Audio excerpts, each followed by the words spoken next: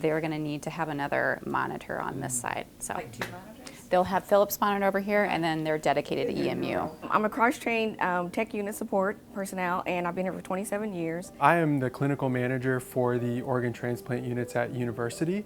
I'm the manager of one of the ICUs at Methodist Hospital. The space that we're in is the old NICU at Methodist. So when we moved all of those services over to Riley, we had the great opportunity to utilize this space, and we chose to utilize this space to help us with developing and design the inpatient patient room in the future hospital. Outside of the defibrillator, we didn't really see something else. It's just your canisters Yeah. and your, okay. Yeah. We had the problem statement of where does the bathroom go in this room? Where's the location of it? What does the door look like? What does the head wall look like, foot wall?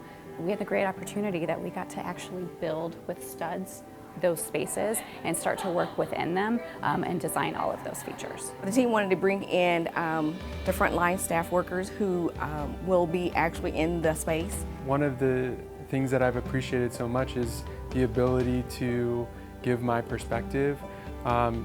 Nurses in the inpatient space manage these patients in these rooms every single day, and so having the ability to lend my voice to what works and what doesn't work about our current state and what hopefully will be in the future was really satisfying. There's 864 of these rooms in that new building, and that new building needs to last us for the next 70 to 100 years. So definitely worth the time to come in, run simulations, run actual workflows in these spaces to make sure that we get the design right, we have things placed in the right spot. So it's like building a house. And so actually to see things where they're going to be placed and everything, down to like the head wall where, you know, electricity, outlets and everything, it's really like building a house. One of the big things was the doors into the rooms, you know, whether it's fold in, fold out, you know, or slide. They're going to be sliding and they're going to be going outwards instead of going in, because like when we decide to go in, you're going to be bumping into a lot of other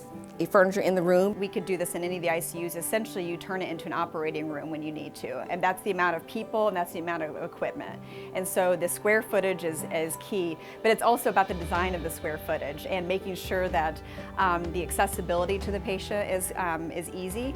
And right now we work in a space where there are a lot of different room setups. So if I go to another ICU and I need to provide care, I might not know where the things are. So this new design allows us to make everything consistent. The two largest glaring issues that we saw was the ICU rooms had a shower, and the med-surg rooms, the doors opened inward. And so when we started mocking these things up, we kept asking, do we need a shower in the ICUs? Because our ICU patients typically don't shower. And can we make the doors similar to what is in the ICU space? And multiple meetings happened, and through our voice as the nursing voice and nursing lens, they got rid of the shower in the ICUs and they made the doors very similar to the ICU in the flex acuity space. What I appreciate is that they have continued to take our feedback throughout the entire thing. So things that were on the tape on the floor 2 years ago, they look different than they do with the walls up, but it's really exciting. And I've taken a lot of opportunity to bring my team members here and get their feedback. This is such a massive project and everybody has their thumbprint on it.